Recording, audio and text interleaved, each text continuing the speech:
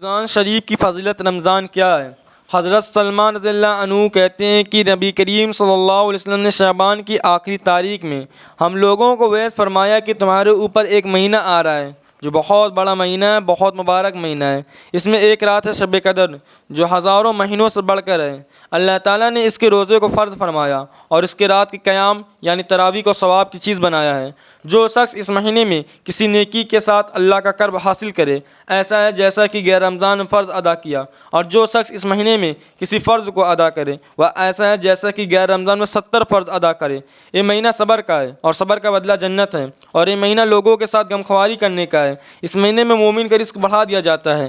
جو شخص کسی روزہ دار کا روزہ افطار کرائے اس کے لیے گناہوں کے معاف ہونے اور آگ سے خلاصی کا سبب ہوگا، اور روزہ دار کے ثواب کی مانند اس کا ثواب ہوگا، مگر اس روزہ دار کے ثواب سے کچھ کم نہیں کیا جائے گا۔ صحابہ رضی اللہ عنہ نے عرض کیا، یا رسول اللہ، ہم میں ہر شخص تو اتنی وسعت نہیں رکھتا کہ روزہ دار کو افطار کرائے، تو آپ صلی اللہ علیہ وسلم نے فرمایا کہ پیٹ بھر کھلانے پر موقف نہیں۔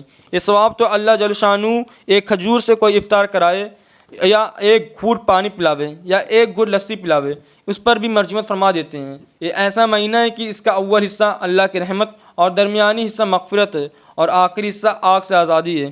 جو شخص اس مہینے میں ہلکا کر دے اپنے غلام و خادم کے بوجھ کو، حق تعالیٰ شانہ اس کی مغفرت فرما دیتے ہیں اور آگ سے آزادی فرماتے ہیں۔ اور 4 چیزوں کی اس میں کثرت رکھا کرو، جن میں سے 2 چیزیں اللہ تعالیٰ کی رضا کے واسطے اور 2 چیزیں ایسی ہیں کہ جن سے تمہیں چارہ کار نہیں۔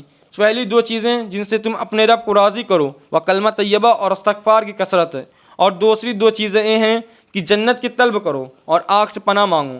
جو شخص کسی روزہ دار کو پانی پلائے، حق تعالیٰ قیامت کے دن میرے عوض سے اس کو ایسا پانی پلائیں گے جس کے بعد جنت میں داخل ہونے تک پیاس نہیں لگے گی۔ رمضان شریف میں نبی کریم صلی اللہ علیہ وسلم کا معمول کیا تھا؟ نبی کریم صلی اللہ علیہ وسلم کا اہتمام کی شعبان کی آخری تاریخ میں خاص طور سے اس کا عوض فرمایا اور لوگوں کو تنبیہ فرمائی تاکہ رمضان مبارک کا ایک سیکنڈ بھی غفلت سے نہ گزر جائے۔ پھر اس عوض میں تمام مہینے کی فضیلت بیان فرمانے کے بعد چند اہم امور کی طرف خاص طور سے متوجہ فرمایا۔ سب سے اول شب قدر کی، وہ حقیقت میں بہت ہی اہم رات ہے اور واریک میں اس کا بیان دوسری فصل میں مستقل آئے گا۔ اس کے بعد ارشاد ہے کہ اللہ تعالیٰ نے اس کے روزے کو فرض کیا اور اس کے قیام یعنی تراویح کو سنت کیا۔ اس سے معلوم ہوا کہ تراویح کا ارشاد بھی خود حق سبحانہ وقدس کی طرف سے ہے۔ پھر جن روایت میں نبی کریم صلی اللہ علیہ وسلم نے اس کو اپنی طرف منسوب فرمایا کہ میں نے سنت کیا، اس سے مراد تاکید ہے کہ حضور صلی اللہ علیہ وسلم کی اس کی تاکید بہت فرماتے تھے۔ اسی وجہ سے سب ائمہ اس کی نیت ہونے پر متفق ہیں۔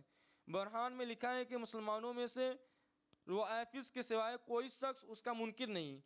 حضرت مولانا شاہ عبدالحق صاحب محدث دہلوی رحمۃ اللہ نے مناسبت بسنتیں میں بعض کتب فقہ سے نقل کیا ہے کہ کسی شہر کے لوگ اگر تراویح چھوڑ دیں تو اس کے چھوڑنے پر امام ان سے مقاتلہ کرے۔ اس جگہ خصوصیت سے ایک بات کا لحاظ رکھنے کی ضرورت ہے، وہ یہ ہے کہ بہت سے لوگوں کا خیال ہوتا ہے کہ جلدی سے کسی مسجد میں 8-10 دن میں کلام مجید سن لیں پھر چھٹی۔ ایک خیال رکھنے کی بات ہے کہ یہ 2 سنتیں الگ الگ ہیں۔ تمام کلام اللہ شریف کا تراویح میں پڑھنا یا سننا یہ مستقل سنت ہے، اور پورے رمضان شریف کے تراویح مستقل سنت ہے۔ بس اس صورت میں ایک سنت پر عمل ہوا اور دوسری رہ گئی۔ البتہ جن لوگوں کو رمضان مبارک میں سفر وغیرہ اور کسی وجہ سے ایک جگہ روزانہ تراویح پڑھنی مشکل ہو، اس کے لیے مناسب ہے کہ اول قرآن شریف چند روز میں سن لیں تاکہ قرآن شریف ناقص نہ رہے، پھر جہاں وقت ملا اور موقع ہوا وہاں تراویح پڑھ لی، کہ قرآن شریف بھی اس صورت میں ناقص نہیں ہوگا اور اپنے کام کا بھی حرج نہ ہوگا۔ صدق اللہ العظیم۔ یا تعالیٰ ہم سب لوگ کہنے سننے عمل کرنے کو توفیق عطا فرمائے، آمین ثم آمین۔